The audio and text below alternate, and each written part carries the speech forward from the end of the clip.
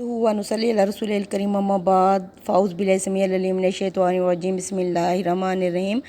मुअज़्ज़ज़ अज़ीज़ सामीन सामियात अस्सलामु अलैकुम वरहमतुल्लाहि वबरकातुहू। आज हम पढ़ेंगे सूरतुल अंबिया। इसकी जोड़ा सूरत ताहा थी जो हमने ख़त्म की। अब सूरह अंबिया की तरफ चलते हैं। इसका मौजू क्या है? सूरह में वो कशमकश ज़ेर बहस है जो नबी करीम सल्लल्लाहु अलैहि वसल्लम और सरदारान कुरैश के दरमियान बरपा थी। वो लोग हज़रत सल्लल्लाहु के दावा रिसालत और आप सल्लल्लाहु की दावत तौहीद और अक़ीदा आखिरत पर शकूक और एतराज़ात पेश कर रहे थे। इनका जवाब दिया गया। इनकी तरफ से आपकी मुखालफत में जो चालें चली जा रही थीं इन पर इनको डांट पिलाई गई और इन हरकतों के बुरे नतीजे से आगाह किया गया। वो जिस गफलत और बेपरवाही से आपकी दावत का इस्तकबाल कर रहे थे इस पर उनको मुतनब्बे किया गया और आखिर में इनको ये एहसास दिलाया गया कि जिस शख्स को तुम अपने लिए ज़हमत और मुसीबत समझ रहे हो वो दरअसल तुम्हारे लिए बाइस रहमत बनकर आया है। दौरान तकरीर में ख़ास तौर पर जो अमूर ज़ेर बहस आए हैं वो ये हैं। नंबर 1, कुफ़ार मक्का की ये गलत फ़हमी कि बशर कभी रसूल नहीं हो सकता, यानी एक आदमी किस तरह रसूल हो सकता है, और इस बिना पर इनका नबी करीम सल्लल्लाहु अलैहि वसल्लम को रसूल मानने से इनकार करना। इसका बड़ी तफसील के साथ अल्लाह ताला ने जवाब दिया है। और नंबर 2, उनका आप पर और कुरान पर मुख्तलिफ मुतज़ाद किस्म के एतराज़ात करना, किसी एक बात पर ना जमना। इस पर मुख्तसर मगर नहायत पुरज़ोर और मैनी खेज तरीके से गिरफ्त की गई है। नंबर 3, इनका ये तसव्वुर कि ज़िंदगी बस एक खेल तमाशा है जिसे चंद रोज़ खेल कर ही यूं ही ख़त्म हो जाना है, इसका कोई नतीजा नहीं निकलना, किसी हिसाब किताब और जज़ा और सज़ा से साबका पेश नहीं आना। ये चीज़ चूँकि उस गफलत और बेइतनाई की असल जड़ थी जिसके साथ वो नबी करीम सल्लल्लाहु अलैहि वसल्लम की दावत का इस्तकबाल कर रहे थे, इसलिए बड़े ही मौसर अंदाज में इसका तोड़ बताया गया। शिर्क। नंबर 4, शिर्क पर इनका इसरार और तौहीद के ख़िलाफ़ इनका जहलाना तअस्सुब जो इनके और नबी करीम सल्लल्लाहु अलैहि वसल्लम के दरमियान असल बिनाए नज़ा था। इसकी असल के लिए शिर्क के ख़िलाफ़ और तौहीद के हक़ में मुख्तसर मगर बहुत वज़नी और दिल नशीन दलाइल दिए गए। और 5वीं, इनकी ये भी गलत फहमी थी कि नबी करीम सल्लल्लाहु अलैहि वसल्लम को बार बार झुटलाने के बावजूद जब इन पर कोई अजाब नहीं आता तो ज़रूर नबी करीम सल्लल्लाहु अलैहि वसल्लम का नौज़ुबिल्लाह झूठा हैं ये, और अजाब इलाही की वो वईदें जो खुदा की तरफ से हमें सुनाता है महज खाली खुली धमकियाँ हैं। इसको इस्तिदालाल और नसीहत दोनों तरीक़ों से रफ़ा करने की कोशिश की गई। इसके बाद अंबिया अलैहिस्सलाम की सीरतों के अहम वाक़यात से चंद नज़ीरें यानी मिसालें भी पेश की गईं जिनसे ये समझाना मकसूद है कि तमाम वो पैगंबर जो इंसानी तारीख़ के दौरान में खुदा की तरफ से आए थे इंसान थे और नबूवत के इम्तियाज़ी वास्फ़ को छोड़कर दूसरी सारी सिफ़ात में वो वैसे ही इंसान होते थे जैसे दुनिया के आम इंसान हुआ करते हैं। उलूहियत और खुदाई का इनमें शैबा तक ना पाया जाता था, बल्कि अपनी हर ज़रूरत के लिए वो खुद खुदा के आगे हाथ फैलाया करते थे। इसके साथ इन्हें तारीख़ी नज़ीरों से 2 बातें और भी वाज़ेह की गई हैं। एक ये कि अंबिया पर भी तरह तरह के मसाइब आए हैं और आते रहे हैं और इनके मुखालिफिन ने भी इनको बर्बाद करने की कोशिशें की हैं, मगर आखिरकार अल्लाह ताला की तरफ से गैर मामूली तरीक़ों पर इनकी नुसरत फरमाई गई है। दूसरे ये कि तमाम अंबिया का दीन एक था और वो एक ही दीन पर थे। जिस तरह मोहम्मद सल्लल्लाहु अलैहि वसल्लम जिस दीन को पेश कर रहे हैं नौए इंसानी का असल दीन यही है, और बाकी जितने मज़ाहिब दुनिया में बने हैं वो महज गुमराह इंसानों के डाले हुए तफ़रीक़े हैं। आखिर में ये बताया गया है कि इंसान की निजात का इन्हिसार इसी दीन इस्लाम पर है, इसी दीन की पैरवी इख्तियार करने पर है। जो लोग इसे कबूल करेंगे वही खुदा की आखिरी अदालत में कामयाब निकलेंगे और ज़मीन के वारिस होंगे, और जो लोग इसे रद्द करेंगे वो आखिरत में बदतरीन अंजाम से दोचार होंगे। अल्लाह ताला की ये बड़ी मेहरबानी है कि वो फ़ैसले के वक्त से पहले अपने नबी के ज़रिए से लोगों को इस हकीकत से आगाह कर रहा है। नादान हैं वो लोग जो नबी करीम सल्लल्लाहु अलैहि वसल्लम की आमद को अपने लिए रहमत की बजाय ज़हमत समझ रहे हैं। सूरत की तरफ। बिस्मिल्लाहिर्रहमानिर्रहीम।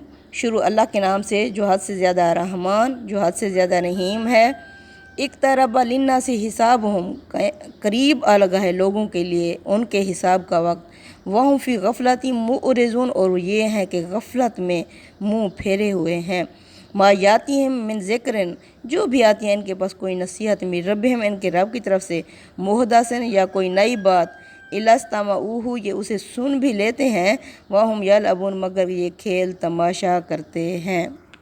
کہ قیامت کا وقت کس طرح قریب آ لگا ہے، مراد ہے قرب قیامت، یعنی اب وہ وقت دور نہیں جب لوگوں کو اپنے حساب دینے کے لیے اپنے رب کے آگے حاضر ہونا پڑے گا۔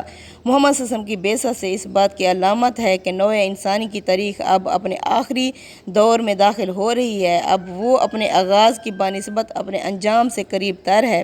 ایک دفعہ آپ صلی اللہ علیہ وسلم نے فرمایا، آپ نے اپنی 2 انگلیاں کھڑی کر کے فرمایا، بعثتُ انا والساعۃ کہاتین، میں ایسے وقت پر مبعوث کیا گیا ہوں کہ میں اور قیامت ان 2 انگلیوں کی طرح ہیں، یعنی میرے بعد بس قیامت ہی ہے، کسی اور نبی کی دعوت بیچ میں حائل نہیں ہے، سنبھلنا ہے تو میری دعوت پر سنبھل جاؤ، کوئی اور ہادی اور بشیر اور نذیر آنے والا نہیں ہے۔ یعنی کہ اب مشرکین مکہ جو نبی کریم صلی اللہ علیہ وسلم کی طرف سے اتمام حجت کے بعد اب سنت الہی کے مطابق کسی وقت بھی عذاب سے دوچار ہو سکتے تھے۔ پیچھے سورہ طٰہٰ کے آخر میں جس چیز کے بارے میں فرمایا تھا کہ اس کا انتظار کرو، یہ اسی کے قریب آ لگنے کا ذکر ہے، جس سے بغیر کسی تمہید کے یہ سورہ شروع ہو گئی۔ یہ لوگ چونکہ خدا کی یاد دہانی سے منہ موڑے ہوئے تھے، اس لیے اللہ تعالیٰ نے بھی ان سے منہ موڑ کر ایک عام لفظ ناس سے ان کا ذکر فرمایا ہے۔ آیت میں 2 لفظ استعمال ہوئے ہیں، ایک غفلت اور دوسرا اعراض۔ بعض امام لکھتے ہیں غفلت یعنی زندگی کے اصل حقائق سے بے پرواہی بجائے خود بھی انسان قیامت کی دلیل ہے اور ایک بہت بڑا جرم ہے، لیکن یہ جرم اس صورت میں بہت زیادہ سنگین ہو جاتا ہے جب کوئی اللہ کا بندہ جھنجھوڑنے اور جگانے کے لیے اپنا پورا زور صرف کر رہا ہو، لیکن لوگ ایسے غفلت کے ماتے ہوں کہ اس کی کوئی نصیحت بھی سننے کے لیے تیار نہ ہوں۔ لاہیۃ قلوبہم، ان کے دل غفلت میں پڑے ہوئے ہیں، وَأَسَرُّوا النَّجْوَىٰ، وہ چپکے چپکے سرگوشیاں کرتے ہیں، الذین، وہ لوگ ظالموا جو مشرک ہیں، هل هذا الا بشر مثلکم، وہ کہتے ہیں کہ نہیں ہے محمد صلی اللہ علیہ وسلم مگر تمہاری ہی طرح کا بشر ہے، فتأتون السحر وانتم تبصرون، کیا تم دیکھتے بھالتے اس کے جادو کے چکر میں آ جاؤ گے؟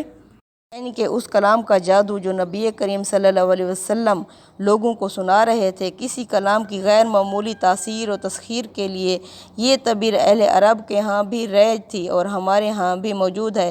اس سے وہ لوگ یہ باور کرانا چاہتے تھے کہ تم جس چیز سے متاثر ہو رہے ہو وہ سراسر الفاظ کی سحری ہے، اسے کوئی الہامی کلام اور اس کے پیش کرنے والے کو خدا کا رسول قرار دے کر اپنے آپ کو حماقت میں مبتلا نہ کرو۔ اس میں شبہ نہیں کہ اس کلام کا زور اور اس کی سطوت اور اس کی جلالت فی الواقع دلوں کو تسخیر کرتی ہے، لیکن اس سے زیادہ اس کی کوئی اہمیت نہیں کہ لفظ اور معنی کے ربط اور نظام کا غیر معمولی کمال ہے، جس کا مظاہرہ یہ نبوت اور رسالت کے مدعی بن کر تمہارے سامنے پیش کر رہے ہیں۔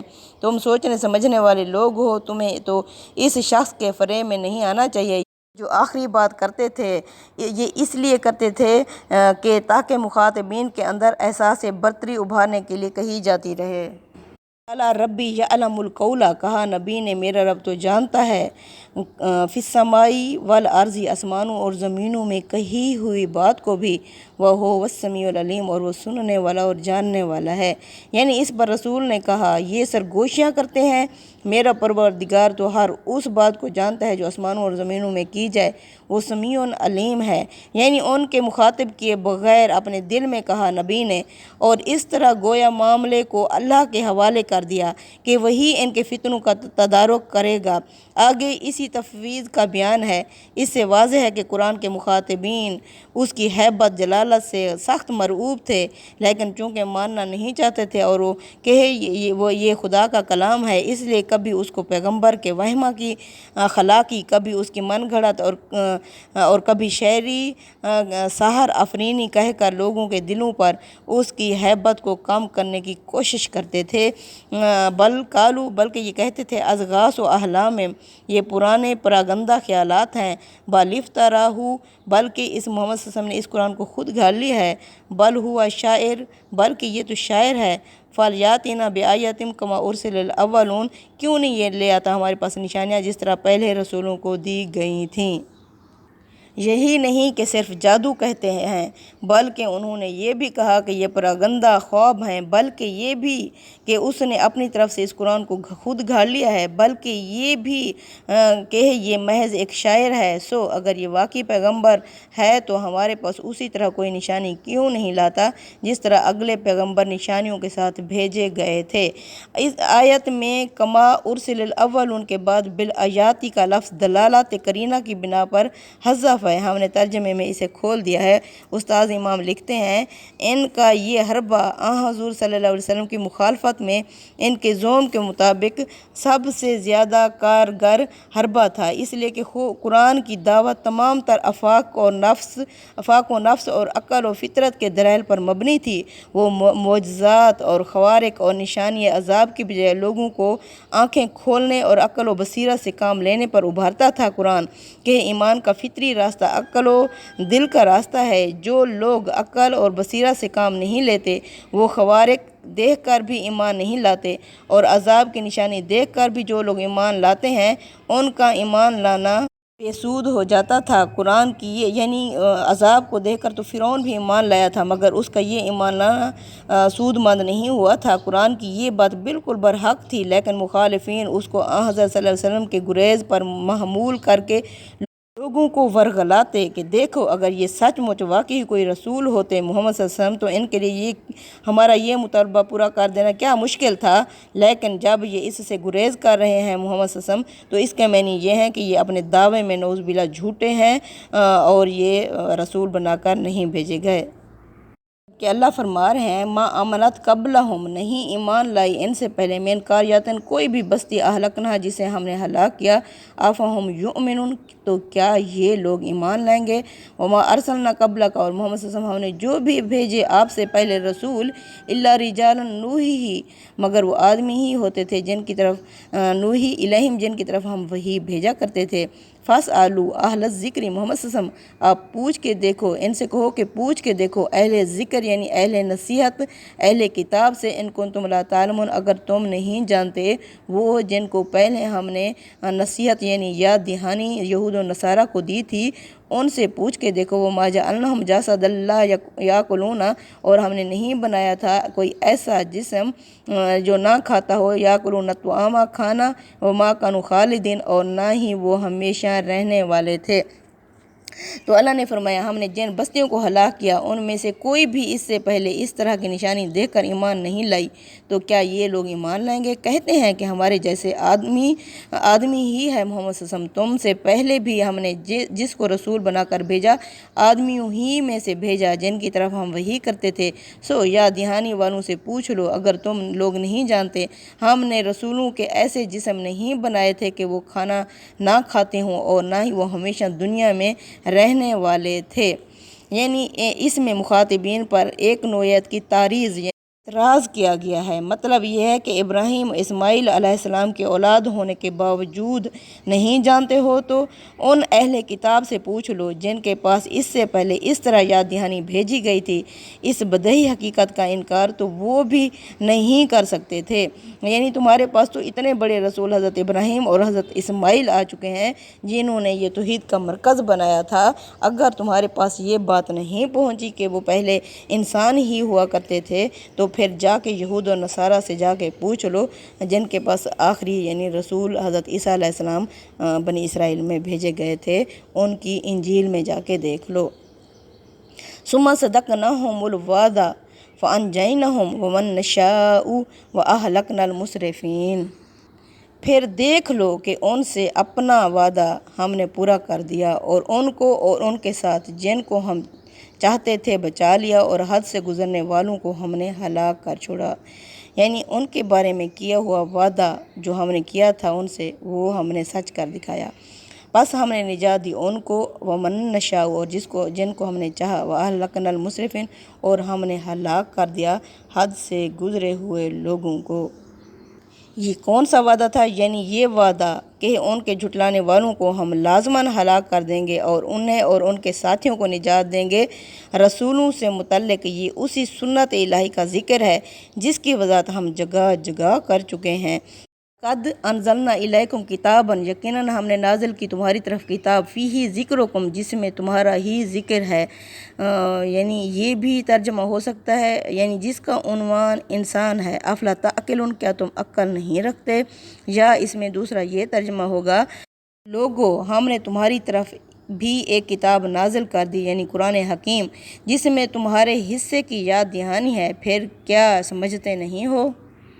یعنی تم لوگ اس بات کو سمجھتے نہیں ہو کہ یہ خدا کی یاد دہانی ہے، اور اس کو رد کر دینے کا نتیجہ کیا ہوگا؟ تمہاری عقل کہاں کھو گئی ہے؟ تم کیوں اپنی شامت کو دعوت دے رہے ہو؟ وَكَمْ قَصَمْنَا مِنْ قَرْيَةٍ، اور کتنی ہی بستیاں ہم نے پیس ڈالیں، کانت ظالمات، وہ جو ظالم تھی، شرک کرتی تھیں، وَأَنشَأْنَا بَعْدَهَا قَوْمًا آخَرِينَ، اس کے بعد ہم نے دوسری امتیں اٹھائیں، آخرین، فلما احسوا باسنا، جب انہوں نے محسوس کیا ہمارے عذاب کو، اذا ہم منہا یرکضون، تو انہوں نے وہاں سے بھاگنا شروع کر دیا۔ لا ترکضوا، اللہ نے فرمایا مت بھاگو، وارجعوا الی ما اترفتم، بلکہ لوٹو ان چیزوں کی طرف جن کے پر تم بڑا اتراتے تھے، ومساکنکم، اور اپنے ان گھروں کی طرف لوٹو، لعلکم تسألون، شاید تم سے پوچھ گچھ کی جائے۔ قالوا، تو انہوں نے کہا، یا ویلنا، ہے افسوس، ان کنا ظالمین، ہم ہی ظالم تھے، یعنی اس عذاب کے وقت انہوں نے کہا، فما زالت تلک دعواہم، پس ان کی یہی پکار رہی، حتی جعلناہم حصیدا خامدین، یہاں تک کہ ہم نے انہیں کٹے ہوئے کھیت کی طرح کر دیا کہ وہ گویا بجھ کر پڑے رہے۔ کتنی ہی بستیاں ہم نے توڑ پھوڑ کر برابر کر دیں جو اپنی جانوں پر ظلم ڈھا رہی تھیں، اور ان کے بعد دوسرے لوگوں کو اٹھا کھڑا کیے گئے۔ پھر انہوں نے ہمارے عذاب کی آہٹ پائی تو اس وقت وہاں سے بھاگنے لگے۔ ہم نے کہا، اب بھاگو نہیں، اپنے اسی ساز و سامان کی طرف جس میں تم مزے کر رہے تھے، اور اپنے انہی گھروں کی طرف لوٹ جاؤ جو تمہاری عشرت گاہیں تھیں، تاکہ تم سے پوچھا جائے۔ انہوں نے واویلا کیا ہے ہماری بدبختی، بے شک ہم ہی ظالم تھے، سو یہی واویلا کرتے رہے، یہاں تک کہ ہم نے ان کو کاٹ کر ڈھیر کر دیا، گویا بجھے ہوئے پڑے ہیں۔ ہم نے پہلے لوگوں کی جگہ تمہیں اٹھا کھڑا کیا۔ مطلب یہ ہے کہ نہیں مانو گے تو تمہارے ساتھ یہی ہوگا، اور اسی سے خدا کی دنیا اجڑ نہیں جائے گی، وہ تمہاری جگہ دوسروں کو بسائے گا، یہ اس کے لیے کچھ مشکل نہیں ہے۔ بلکہ اللہ فرماتے ہیں، چلو ان چیزوں کی طرف جس میں تم بڑے اکڑتے اور اتراتے تھے، یعنی چلو تمہاری خبر لی جائے، یہ جو تمہیں نعمتیں دی تھی تو ان سے تم سے باز پرس کی جائے۔ اور اللہ نے فرمایا، ہم نے انہیں جعلناہم حصیدا خامدین، ہم نے انہیں کر دیا کٹے ہوئے کھیت کی طرح۔ اصل میں حصیدا خامدین کے الفاظ آئے ہیں، یہ نہایت بلیغ استعارہ ہے۔ استاد امام لکھتے ہیں، اس میں یہ مضمون مضمر ہے، جس طرح گھاس کاٹ کر اس کے خشک انبار میں آگ لگا دی جائے اور وہ راکھ کا ڈھیر ہو کے رہ جائے، اسی طرح ہم نے ان کو خاک اور راکھ بنا لیا، یعنی راکھ کا ڈھیر بنا کے آگ لگا کے انہیں ختم کر دیا، اور وہ ان کا نہ نام رہا اور نہ نشان رہا۔ اور اس کے بعد ہم نے دوسری امت اٹھائی، اس طرح ہم تمہیں بھی ختم کر کے تمہاری جگہ دوسروں کو لے آئیں گے، دوسرے لوگوں کو لے آئیں گے۔ ربنا تقبل منا انک انت السمیع العلیم وتب علینا انک انت التواب الرحیم، صلی اللہ تعالی علی خیر خلقہ محمد وعلی آلہ وصحبہ اجمعین، آمین یا رب العالمین۔